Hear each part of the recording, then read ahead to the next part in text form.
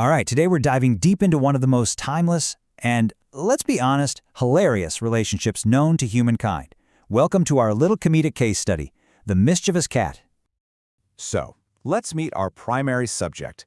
This little guy is, supposedly, the world's most helpful pet, a real partner in keeping things orderly and productive. Yeah, about that. He's not. Not even a little bit. And you know what? That's exactly what makes this whole situation so perfect. What we're really looking at here is the perfect comic duo. You've got the human, who just wants a little bit of order, a little structure, and then you have the cat, who is basically a furry little agent of chaos. And that constant tug-of-war, it's comedy gold. So the big question is, why is this so funny? I mean, we've all seen it a million times. What is it about this dynamic that just works? Let's break it down. See, the conflict at the heart of it all is actually super simple. On one side, you've got the boy. He's all about goals, logic, and getting things done. He's the classic straight man. And on the other side, the cat. The cat's goals are, well, they're chaos, comfort, and whatever serves the cat at that exact moment. The humor is born right in that collision between these two totally opposite worlds. Okay, so let's get to the evidence. We have isolated 5 key incidents, we're calling them acts of mischief, that perfectly show this fundamental conflict in action. First up, our first piece of evidence. We're calling it the stolen homework. Though I'm pretty sure the cat would probably call it something more like aggressive peer review. The scene opens with a feeling we all know, right? That little jolt of panic. The boy's goal is simple: find his homework. But, a very mysterious and, damp variable has just been introduced. And here he is, our agent of chaos. The cat's response is simple, to the point, and completely unhelpful, topped off, of course, with a casual act of defiance against gravity. No further explanation needed, apparently. Let's move on to Exhibit B. This is a classic morning power struggle that I'm sure a lot of you will recognize. It's the epic battle of the snooze button. It's such a reasonable request, right? A universal human desire. The goal is just a few more precious moments of sleep before the day has to start. But you see, the cat's internal clock is on a totally different, much more urgent schedule. One that is, you guessed it, dictated by an empty food bowl. The boy's goal of sleeping in? Yeah, that gets immediately and, well, aggressively overridden.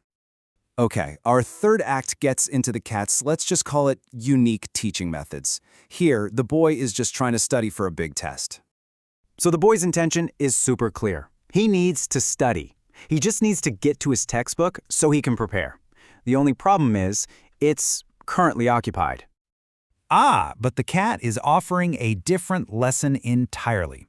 It's a lesson in physics, and maybe a little bit of nothing matters anyway. The textbook has been deemed unimportant and is dealt with accordingly. Let's move on to our fourth exhibit.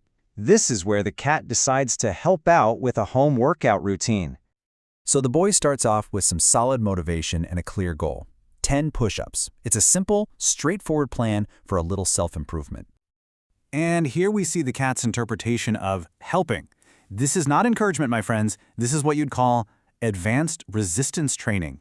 And that purr is the perfect final touch. It's the soothing sound of total sabotage. For our final piece of evidence, we're bringing this whole dynamic right into the digital age. This is what happens when the cat discovers technology. And this is where the stakes get so much higher. The cat's chaos has now broken through the digital wall, and the result is just pure, unfiltered panic. And there it is. Finally, the cat's true motivation is laid completely bare. Behind every single act of mischief, every little bit of so-called help, there's just one single driving purpose. And now it's been communicated directly to a person in charge. So, after looking at all the evidence, you start to see something pretty clearly, right?